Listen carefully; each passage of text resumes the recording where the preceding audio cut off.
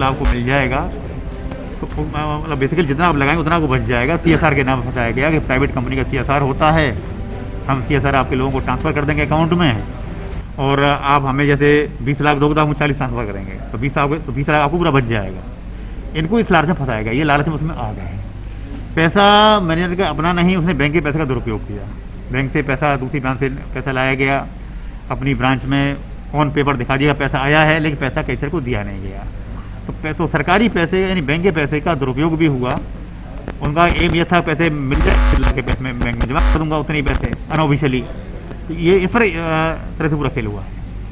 Sir बात की जाए इसमें CSR फंड को डबल करने की आप बात कर रहे हैं, तो आखिर इनके जो ये गैंग था, जैसा आप बता रहे हैं कि गैंग काफ़ी सक्रिय है, इस गैंग के सदस्य दूसरे प्रदेशों में भी हो सकते हैं या फिर अपने प्रदेश में दूसरे शहरों में भी हो सकते हैं, क्या इसके बारे में कोई जानकारी? देखिए, मैंने कहा ना, अभी तो हमने 6 गिरफ्तार किए हैं और 5-6 कम से कम भी और हैं जो अरेस्ट करना है। ये इस प्रकार का फ्रॉड करने में कहीं सफल हुए या नहीं हुए, पहले ये भी जांच का विषय है, विवेचना का विषय है, पूछताछ की जा रही है कि क्या ऐसा फ्रॉड इन्होंने कहीं किया है।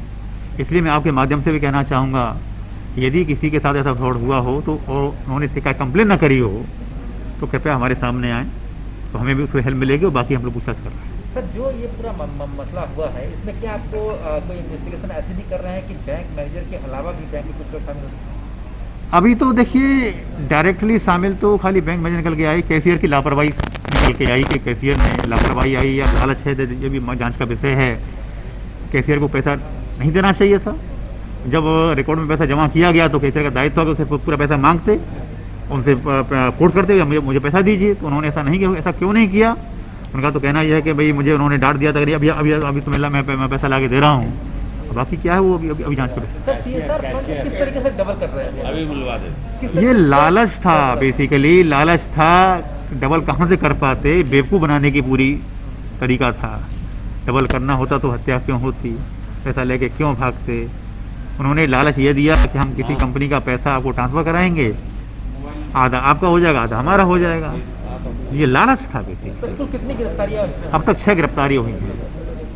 कितने पैसे इसमें बरामद हुए हैं? 27 लाख रुपए जो गाड़ी में छूट गए थे वो उसी दिन रिकवर हो गया था। अभी 20 लाख की रिकवरी बताया। बैंक मैनेजर बैंक का ट्रस्टी होता है और CSR फंड तो सब लोग बता रहे हैं, और कैसे क्या CSR फंड का है मुझे नॉलेज में नहीं है। वो तो हमारे सब्जेक्ट का विषय, हमारा कहाँ लैप्सेस हुआ वो हम लोग इंक्वायरी करा रहे हैं। एक बैंक मैनेजर सब कुछ बैंक का जानता है, बहुत नॉलेजेबल पर्सन होता है, ये आप मानते हैं? हाँ, एकदम ट्रस्टी होता है बैंक का मेन ट्रस्टी वही है। ट्रस्टी होता है, तो क्या वो CSR फंड को डबल करने के लालच में आ सकता है? देखिए, इंडिविजुअल क्या है क्या नहीं है, इंडिविजुअल लालच तो किसी को कुछ कर सकता है। तो बैंक मैनेजर भी आदमी है, लालच में पड़ता है, तो अगर वो किसी इसका करता है तो वो दोषी है, और दोषी तो उसको इतने बड़े दोष मिल गया कि उससे कोई ये नहीं है। थ्योरेटिकली देखिए, अगर थ्योरेटिकल बोले तो ये चीज़ होनी नहीं चाहिए। ट्रस्टी होता ही है ट्रस्ट पर, और ट्रस्टी को ट्रस्ट के अलावा और कुछ नहीं होता। अगर हम कहीं किसी जगह कुछ करते हैं तो मतलब I am responsible for that, तो वो तो होना नहीं चाहिए, बट हुआ है। राहुल कुमार। राहुल, आप कैशियर हैं, तो कैशियर का क्या नियम होता है, कैसे आप पैसा दे सकते हैं? ये बिना बाउचर के देते नहीं हैं, लेकिन कस्टमर को नहीं देते हैं। बैंक मैनेजर अगर कह दिए तो अपने सीनियर के अकॉर्डिंग उनकी बात माननी पड़ती है कुछ।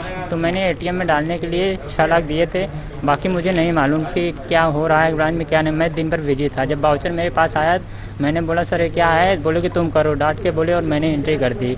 फिर शाम को बोले सर ये क्या हो रहा है, सर मेरा कैश बढ़ रहा है, सर दिक्कतें मेरे लिए हो जाएगी। बोले कि तुम लिखो मैं आ रहा हूँ। 5 मिनट करते रहे, मैं उनको कंटिन्यू अपना फ़ोन से बात करता रहा, सर जल्दी आइए। बोले कि बस आ रहा हूँ। आज ये स्थिति आ गई कि मैं इस ट्रैक में ऐसे फंसा दिए कि मैं सब्जी तक के लिए तरस जा रहा हूँ कि कैसे क्या करूँ। ये बताइए कि उच्च अधिकारियों को संज्ञान नहीं लिया? क्या शक हुआ?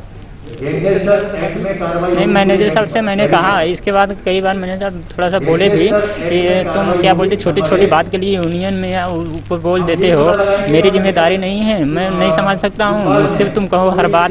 मैं उन्हीं की बात का इंतजार करता रहा, और इंतजार करते करते आज मैं इतनी बुरी स्थिति में फंस गया वो कहीं का नहीं रहा। कभी नहीं, कभी ऐसा नहीं हुआ था, तो इसलिए मुझे कोई शक नहीं था कि ऐसा हो जाएगा। उनके बात को बस अपने सीनियर का बात मानते मानते मैं ऐसे फंस गया कि आज नियम मुझे मजबूर कर दिया बाहर का रास्ता दिखाने में।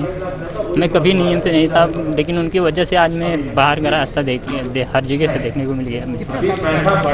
मैं वैसे ड्यूटी 5 साल से करता हूँ और 3-4 साल से मैं वो कैश कैशियर संभालता था। मैंने बोला भी मैं कैशियर पे क्यों बैठूँ, तो बोले कि नहीं मैनेजर हूँ, मैं चाहूँ तो बैठा सकता हूँ, मैं चाहूँ तुम्हें बैठाऊँ, चाहूँ तो अमित को बैठाऊँ और चाहूँ तो तुम्हें 7 बजे तक रोक के रखूँ।